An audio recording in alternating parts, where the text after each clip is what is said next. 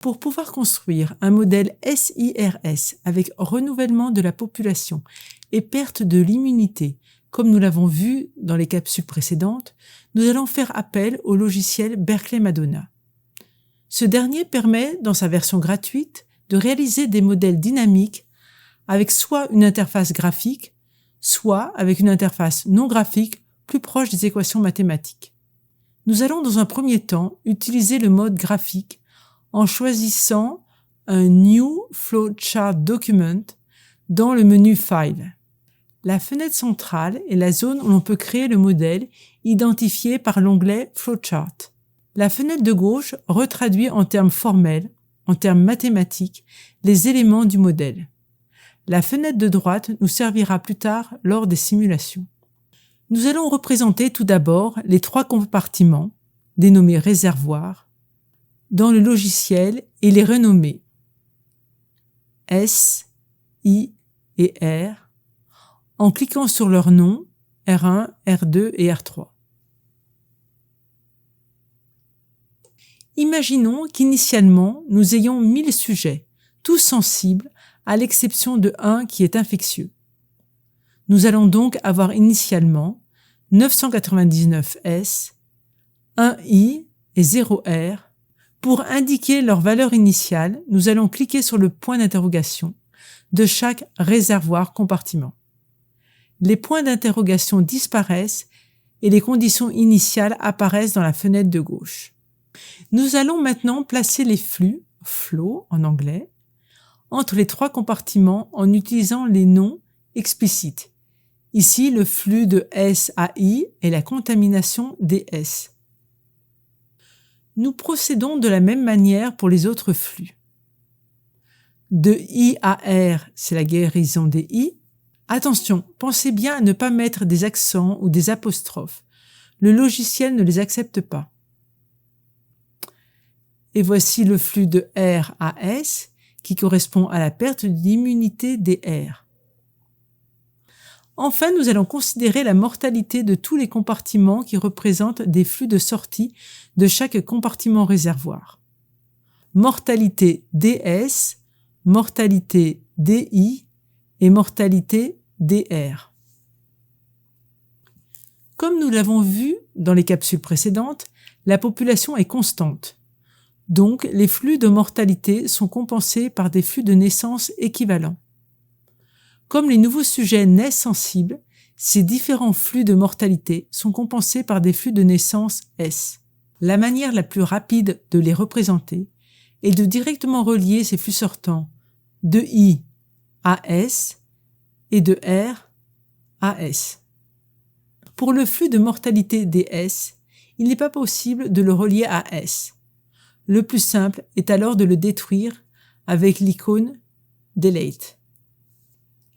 La guérison des I dépend à la fois de I et d'un paramètre gamma, qui est le taux de guérison. Et plus précisément, le flux du taux de guérison est égal à gamma fois I. Au fur et à mesure que les formules sont rentrées, les points d'interrogation disparaissent. De même, la perte d'immunité des R dépend à la fois de R et d'un paramètre sigma, qui est le taux de perte d'immunité. Le flux de perte d'immunité est égal à sigma fois R. Quant aux mortalités, elles dépendent à la fois de leur réservoir correspondant, I et R, et d'un paramètre mu, qui est le taux de mortalité. Le flux de mortalité de I et R sont respectivement égales à mu fois R et mu fois I. Enfin, le flux de contamination des S dépend à la fois de S, de I et d'un paramètre bêta. Ce paramètre bêta est le taux de contact et dépend aussi de N, qui est la population totale, donc il dépend elle aussi de S, de I et de R, avec N est égal à S plus I plus R. Le flux de contamination des S est égal à bêta fois S fois I sur N. Il ne vous reste plus qu'à définir des valeurs des paramètres pour pouvoir réaliser des simulations. Pour cet exemple, nous allons utiliser des valeurs arbitraires. Mu est égal à 0.01, bêta est égal à 0.15, sigma est égal à 0.01, gamma est égal à 0.05. On remarque maintenant qu'il n'y a plus de point d'interrogation et que le modèle est aussi complètement décrit dans la fenêtre de gauche. Nous allons rallonger la durée de simulation à 400 dans la rubrique Stop Time de la fenêtre de droite. Nous lançons la simulation avec l'icône Run ou CTRL-R. L'application ouvre alors un nouvel onglet Graph. Pour lancer une simulation, 5 manières s'offrent à nous. La touche Run de la fenêtre de droite, la touche des 3 triangles de l'onglet Graph, l'icône Run dans la barre d'en haut, la fonction Run Model dans le menu Modèle, ou encore l'association des touches CTRL plus R. Voilà pour la prise en main de l'interface graphique.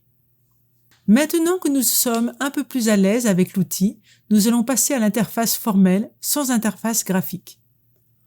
En choisissant un New Document, nous nous intéressons cette fois-ci directement à la fenêtre de gauche. La fenêtre centrale permettra uniquement d'afficher des simulations. La fenêtre de droite nous servira comme précédemment lors des simulations. Dans la fenêtre de gauche, les accolades permettent d'indiquer des commentaires qui ne seront pas considérés comme du code. Ici, les accents et apostrophes sont autorisés. Nous allons en profiter pour nous permettre d'organiser le code pour une lecture plus facile.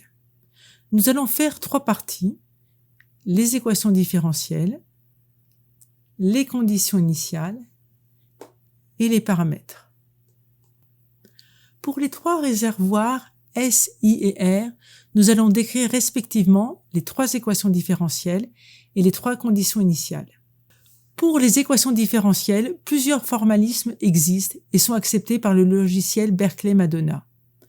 Par exemple, pour le compartiment des S, on peut décrire ds sur dt comme nous l'avons utilisé dans les capsules précédentes, mais nous pouvons aussi écrire S', qui est l'équivalent. Nous allons choisir ce format qui est très simple.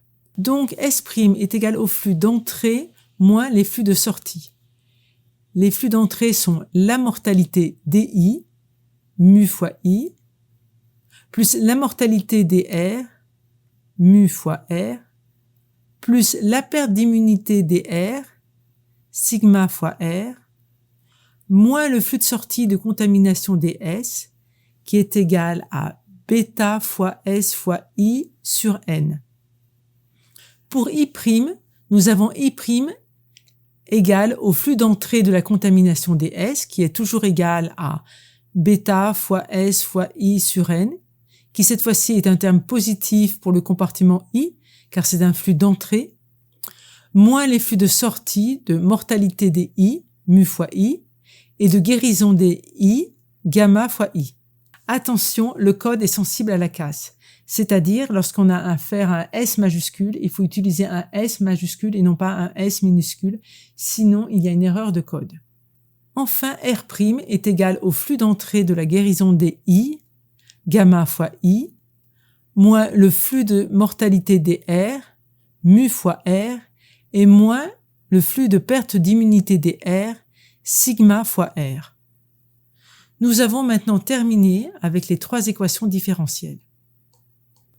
Pour les conditions initiales, nous reprenons les mêmes conditions initiales que précédemment avec 999S, 1I et 0R.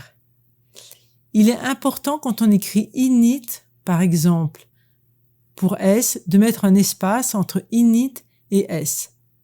Nous avons donc init S égale 999, init I est égal à 1, init R est égal à 0. Il nous reste donc les paramètres à définir. Nous reprenons encore les mêmes valeurs que précédemment. Mu est égal à 0.01, bêta est égal à 0.15, sigma est égal à 0.01, gamma est égal à 0,05. Et n'oublions pas de définir n est égal à s plus i plus r. Ça y est, c'est fini, le modèle est terminé. Nous allons rallonger la durée de la simulation à 400 en changeant le stop time de la fenêtre de droite. Stop time égale 400.